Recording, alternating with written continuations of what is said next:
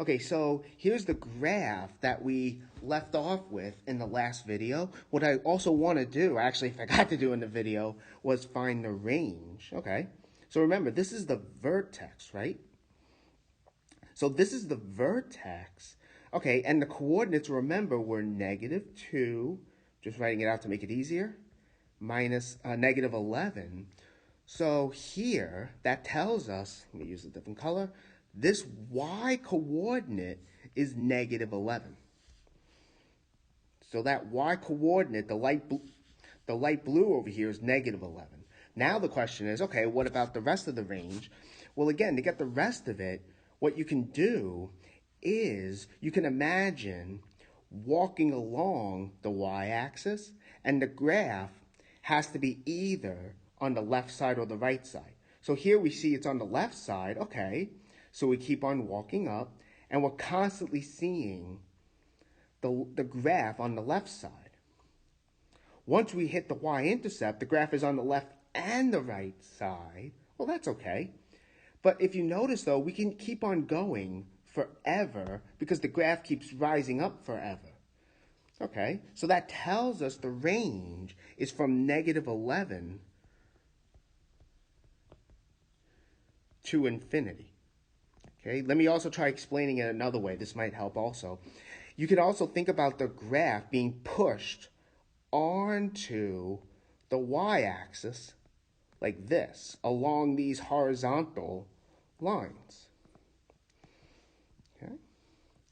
And if we were to do this, right, if we were to imagine being able to do this forever, what would we get? We would get everything from -11 on the y-axis upward. But this would keep on going forever. Okay, so that tells us the range is everything from -11 up to infinity. Basically, it goes on up forever. So because of that, that's also another way to see that the range is from -11 to infinity. I really hope that makes sense. Okay, so here's another one we can do. Okay, so again, here is our quadratic function, okay? All right, so what do we do then? Well, again, we have to get a, b, and c, right? So we have f of x is -x squared plus 6 times x minus 3, right? And again, normally we have ax squared plus bx plus c, okay? So again, what is a here? Well, just matching them up, we get our a here is -1, b is 6, c is -3. Again, we always want to include the negative sign, okay? So that's our a, b, and c. Okay, that's good. Now we can get the vertex, right? For the vertex, remember, we have -b over 2 times a, comma, f of that, like so. Okay? So from here, we have to calculate then, basically, we have to calculate -b over 2a, and then we have to plug it into the function. Okay, so we get -6 over 2, so -b, excuse me, over 2a is -6 over 2 times -1.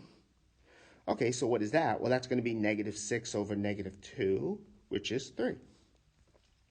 So for the y-coordinate, we need to get f of 3. Okay? So what's f of 3 going to be? Well, that's -3 squared plus 6 times 3 minus 3. You know what? Maybe this will help. Okay, again, all I did was, this is our x. I plugged it in for x into the quadratic function, right? So we have -3 squared plus 6 times 3 minus 3. Okay, good. So what do we get? We get -9 plus 18 minus 3. So that's going to be 9 minus 3, which is 6. So our vertex then, right, and again, this is all part A. The vertex then is going to be 3, 6. Okay, so now let's get the y-intercept. Again, that's going to be 0, f of 0. So that's going to be 0. F of 0, excuse me, let's calculate that first actually. So f of 0, that's going to be minus 0 squared plus 6 times 0 minus 3. So what do we get here? Looks like we're going to get negative 0 plus 0 minus 3, which is negative 3.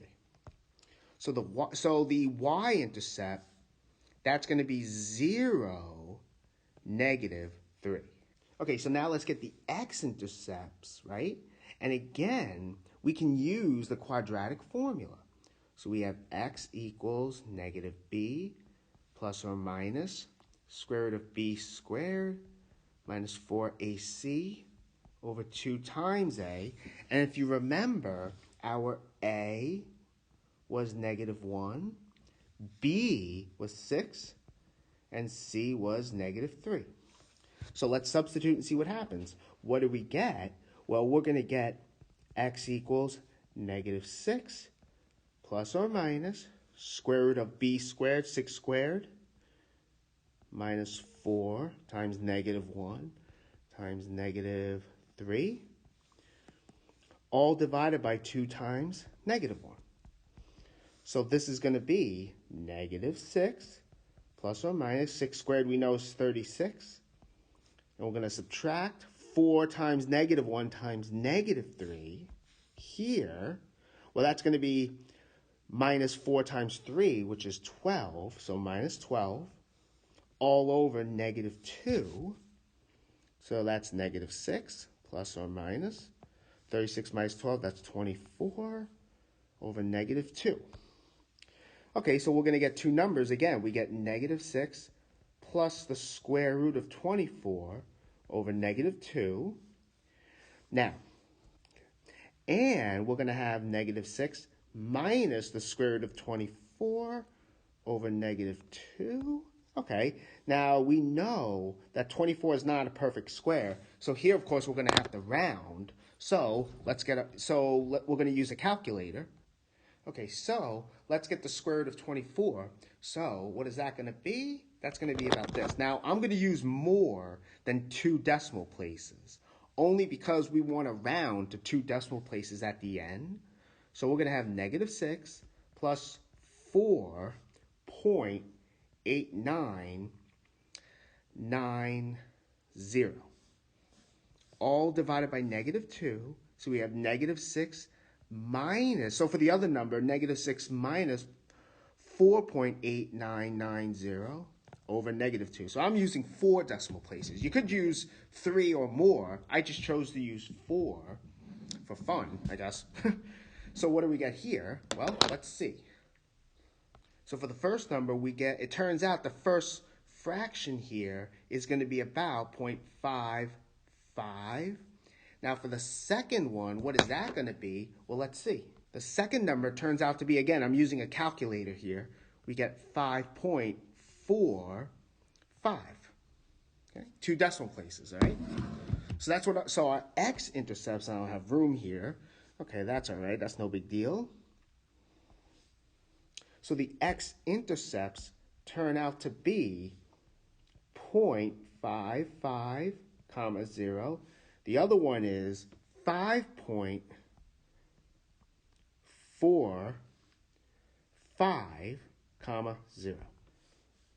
All right, now we can graph the function. So again, these are the x-intercepts. The vertex we get, the y-intercept was 0, negative 3. And we have the vertex, which again was 3, 6. So I'm just rewriting some points, okay? So now let's sketch it. Notice also that a, if you went back to the quadratic function, you have a is negative, right? Well, since a is negative, right, in this case it was actually negative 1, that tells you the parabola has to open downward, okay? Has to do something like that. All right, so let's do some graphing now. 0, 1, 2, 3, 4. Here's number 5. So bear with me. 2, 3, 4, 5. Oh boy. Oh boy. All right. Here's number 6. So 3, 6, that's the vertex. It's in the way. So again, this is only an approximation. So we know it has to pass through 0, -3. Good. So we have, here's 1. So again, 0.550. So the first x-intercept's about there. The next one is about 5.45, so it's a little after 5. Again, this is only an approximation. So here comes the graph. Something like that. All right, so the graph looks something like this. Again, this is hand-drawn, so, obviously if you want a better picture, go to Desmos. But, again, this graph has all the essential features that we're looking for. Now, the question also is, how would you get the range? Well, let's see. Okay, so for the range, right? Well, again, notice that the highest point, the vertex here, the y-coordinate is 6. And really, if you look at it just like before, we're going to walk down in the same direction, along the y-axis, right? Down along the y-axis, okay? And as we're doing this, we're looking to the right and we're seeing the graph, right? The graph has to be on the left or the right side. And we keep on walking down. But notice, though, we can keep on walking down forever and ever. I mean, yeah, we're going to cross through the graph at -3, but that's okay. So that tells you right away that the range is from 6 down to -infinity. Or if you want, you can look at it this way also. You take the graph and imagine pushing it along these horizontal lines, squishing it down if you want, onto the y-axis. Now, if we were to do that, what are we going to get? We would end up with here everything, right, below 6, continuing down forever. It does take a little visualization, I understand that. Either way, though, we get the range is -infinity, 6. Let me just fix that endpoint here, okay, like so. So we're going to get everything from -infinity up to 6. Remember, the -infinity is what's smaller is on the left side. 6 is bigger, that's on the right side.